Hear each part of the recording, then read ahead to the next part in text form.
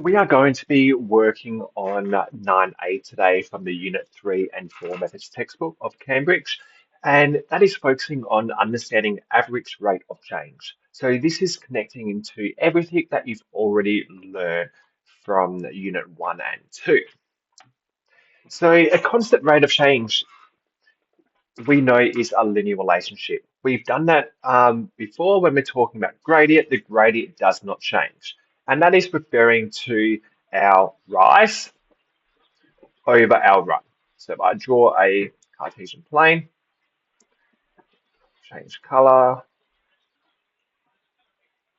if it's a straight line, my gradient is not going to change. And we've got our rise and we've got our run here.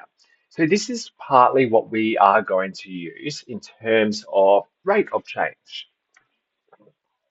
So we can connect average rate of change and average speed. Um, so many moving objects don't travel at a constant speed, but we can look at the rate of change that is occurring from one point to the other. So we always say the average speed someone takes is the distance traveled over time taken. And again, this connects perfectly oops, to our understanding of linear. So again, if I just draw a Cartesian plane and I'll change color again. So we always look at our x value as our time, and we are referring to our distance traveled as in our y. So whenever we are doing a linear relationship, we can see that in terms of our time taken is the length of our run, and our distance traveled is the length of our rise. So if we are referring it to it in that form, then we can say average rate of change is looking at the total change in y over the total change in x. So for instance, if I've got these 2 points here, P and Q, I could say my x value here is the A, which means my y value is going to be f of A. Likewise, this is B. I plug that into my function, so it'll be f of B for my y. So we've got our x and y value. We are able to then take them away, and that's where this formula comes in. F of B, take away f of A, because those are our y over B, take away A.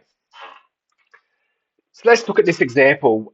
From the graph, determine the average rate of change from A, 0 and 1, and B, 1 and 2. So the first thing I'm going to do is just draw it through a line. We know it's not a tangent line because a tangent will only be at one point here. It's a segment. Let's create it.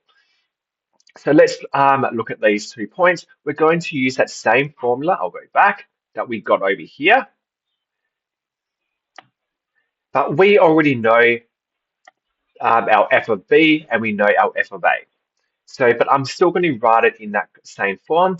So f of b, b is going to be 1. So that means I've got f of 1. Take away f of 0. And then 1 take away 0. Now we know f of 1 is going to be this y value here of 2, and we know f of 0 is going to be this 1 value here.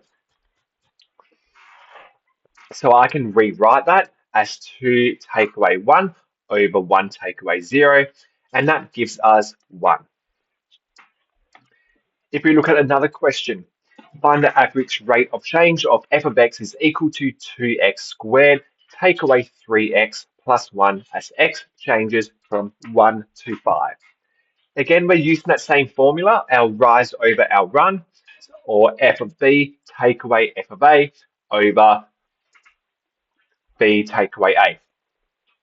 So I've plugged in the 5 and the 1, and I'm just going to solve it. So I'm looking at if f of 5 squared is 25, is 25 times 2 is 50, 50 take away 15, which is 35, plus 1 is 36.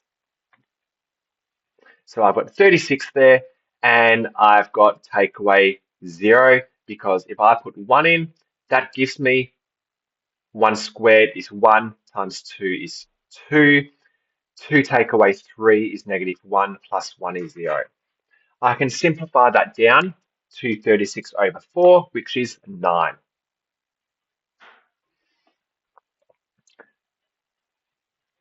So this connects to our instantaneous rate of change, because we've been looking at average rate of change, which, as I said before, is a secant line over an interval, whereas an instantaneous rate of change is going to be a point on the curve.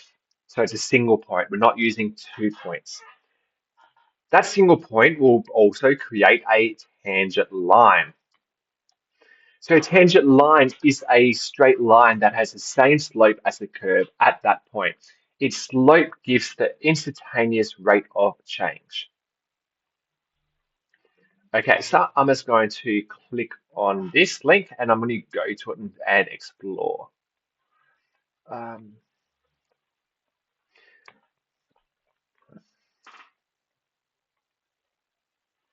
okay, so this is what it means is we at the moment we've got 2 points, and it is a secant line. What we are wanting is to reduce, so in this case it's talking about h here.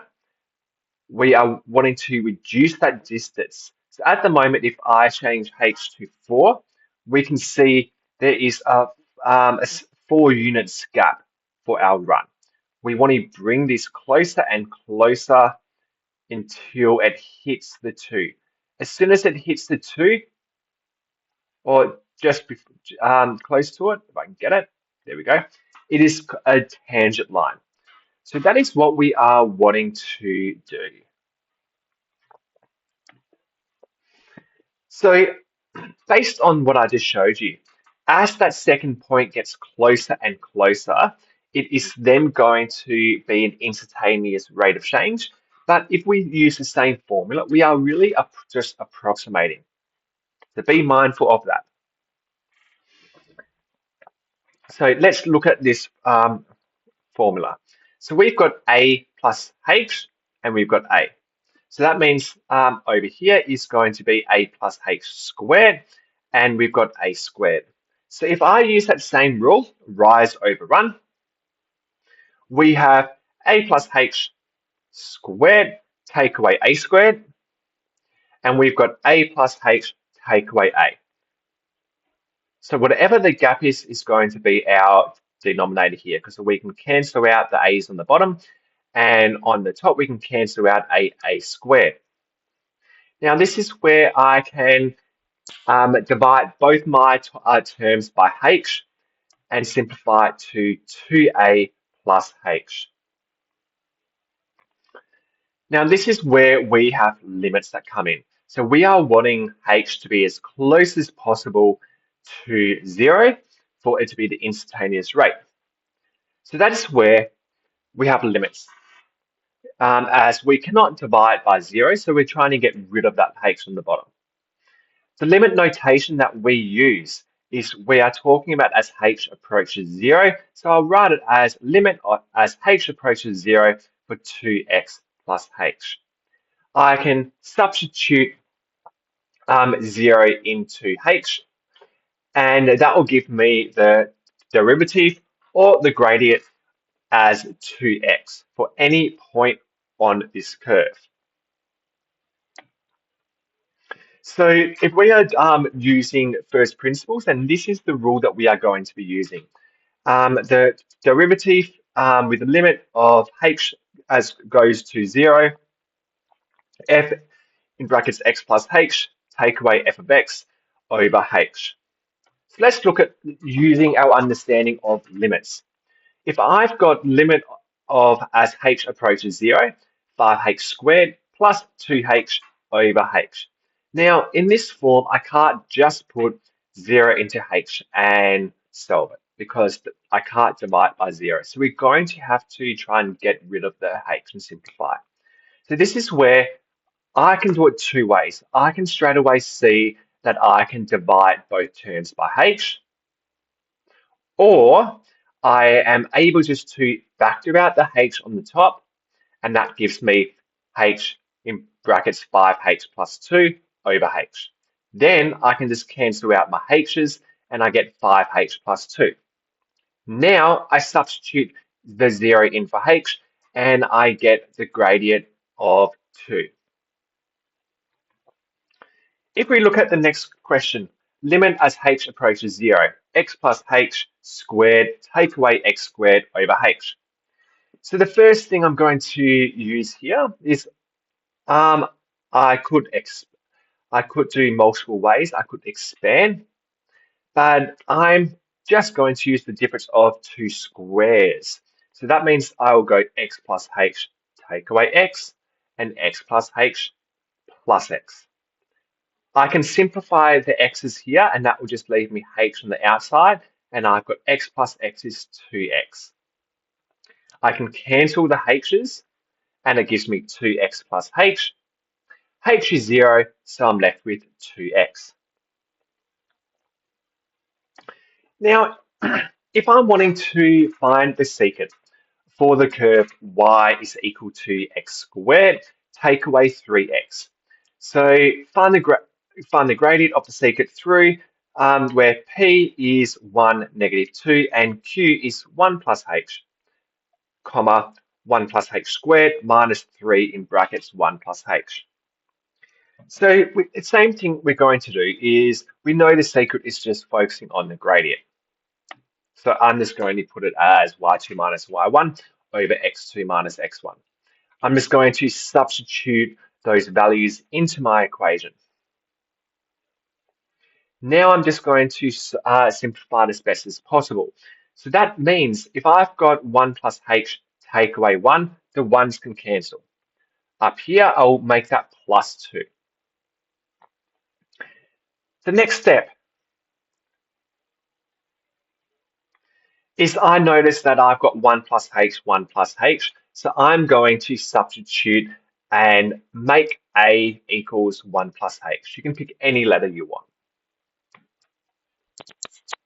So now I have a squared minus 3a plus 2 over h.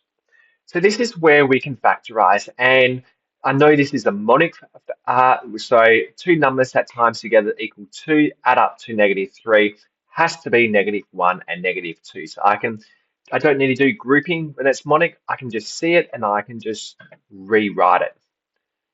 From this point, I'm just going to resubstitute a into my equation. So then this will turn into 1 plus h take away 1 and 1 plus h take away 2. The 1's are cancelled and that becomes h. And this becomes 1 take away 2 is negative 1. Now I can cancel the h and I get h minus 1. So now I'm going to use this to write my limit. So, because it's saying hence find the gradient, so this is the gradient of the secant. Now we're wanting the gradient of the tangent. So now for gradient of the tangent, we must use limits. So because we are wanting h to go to 0. So that means if we've got h minus 1, I plug in 0 in h and I get negative 1.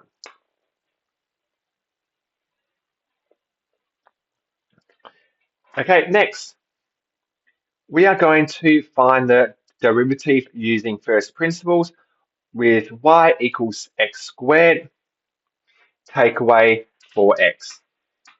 So the first thing we are going to do here is think about what is the first principles rule. This is the rule that we must know off by heart. So from this point, I'm just going to also substitute x plus h into my equation, and then I'm just going to rewrite my equation as a takeaway. Be mindful, put it in brackets because the takeaway will apply to everything in my function. So now I've done that, I'm going to simplify. So there's a couple of ways I can simplify that I'm going to do in one step. I'll go through it slowly. The first thing I'm going to do is I'm going to use my perfect square rule. A squared, I'll just write it down here. A squared plus, oops, 2ab plus b squared. Okay, so I've got this rule that I'm going to use for that first part. The second thing I'm going to do is I am going to, in green, I'm going to expand this part here. So that will be negative 4x, and negative 4 times h is negative 4h. The third part I'm going to do in one go is I've just got this negative here. It's going to apply to the x squared, and it's going to apply to the negative 4x and becomes positive. Okay, so now I've been able to expand that. I'm just going to cancel what I can. So straight away I can see I've got negative x squared and negative x squared. So that will cancel that out. The next step is I've got negative 4x and I've got plus 4x. So that leaves me with 2xh plus h squared take away 4h over h. Now, there's multiple ways I could do this. I could just divide each term by h, or I could factor h out, which is what I've done. I factored h out first because they all had it in common, and then I'm cancelling those h's out, and that leaves me with 2x plus h minus 4. So now I need to turn it into a limit where h approaches 0. So where h approaches 0, so that means that I've got 2x plus 0 because I've made h 0, take away 4, and that gives me 2x minus 4. So let's look at comparing derivative approximations for x squared plus x when a is equal to 2. So the first one I'm going to give you, I'll give you them separately, is when a plus h minus f of a over h. So the first thing I'm going to do here is use this rule and put in my equation. So a plus h will be put into my equation to become a plus h squared plus a plus h. And then for takeaway, again, put it in brackets and I'm taking away a squared plus a. Next, we are going to need to use the perfect square rule for a plus h. So remember the perfect square rule. If you've forgotten it, it's a squared plus 2ab plus b squared. I'll be rubbing that off in a minute. I can ignore these brackets here because it's all plus. And then the final thing I'm going to do is I'm going to apply the negative to everything in my last bracket. So that will be negative a squared and negative a. So now I've got a squared plus 2ah plus h squared plus a plus h. Take away a squared, take away a over h.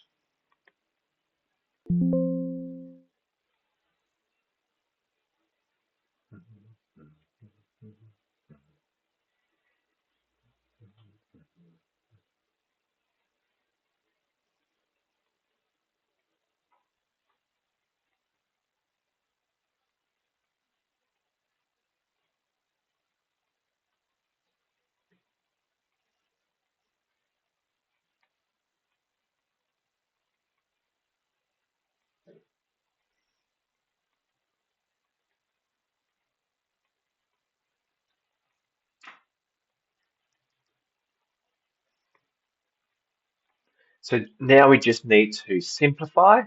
And the first thing I'm going to do is look at what can I cancel out. So straight away I can cancel out my a squareds. I can cancel out my a's. And then that leaves me with 2ah plus h squared plus h. Again, I can straight away factorize if I want the h and then cancel it, or I can just cancel ah from each of the terms. And that means I've got 2a plus h plus 1. So now I've got to this point, I then substitute my a value in, which I'm told is 2, and I get 5 plus h. So let's look at the second equation I'm given. Fa plus h take away fa minus h over 2h. So the first thing I'm going to do here is, again, I'm going to do exactly the same as what I did before. Wherever I see x, I'll put a plus h. So the first part will be identical. Then I'm taking away the function, but whenever I see x, I put a minus h. Okay, there should be a 2 there. So the first thing I've done is I've just simplified, I've expanded and placed it. Now I'm going to use a couple of the rules to help me out. So the first thing I'm going to do is tidy up this last part. I've got too many brackets. So I'm going to apply this negative to both of my functions, so both terms, just to get rid of one of the brackets. So now I've done that, the next step is going to be expanding. I put the 2 back there, I forgot. So that if I'm expanding, it means I've got a perfect square, a squared plus b squared plus 2ab. I have also got a perfect square here, which is a minus h squared, which is a squared plus h squared minus 2ah. The only thing is, as I do this negative in front of it is going to change my operation. So instead of a squared being positive, it's going to be negative. Instead of having h squared as positive, it's going to be negative. And instead of having 2ab as negative, it will be positive. And I'm then going to apply this negative to the a and to the h. The next step that we need to do is we need to simplify everything we've got here. So I'm just going to cancel. So I can see straight away I've got a squared and I've got an a squared. I've got a h squared minus h squared. I've got an a minus a. That's the first part. Now I just need to group what I have left. So that's 2ah plus 2ah is 4ah, and h plus h is 2h. So I've got 4ah plus 2h over 2h. The final step here is I need to cancel out my h. But because they both have 2, I can divide both terms by 2h. So 4ah divided by 2h will give me 2a, and 2h over 2h gives me plus 1. I substitute 2 in and I get 5. So the best approximation is the second version because I don't have to deal with h, which is talking about the distance away from each point.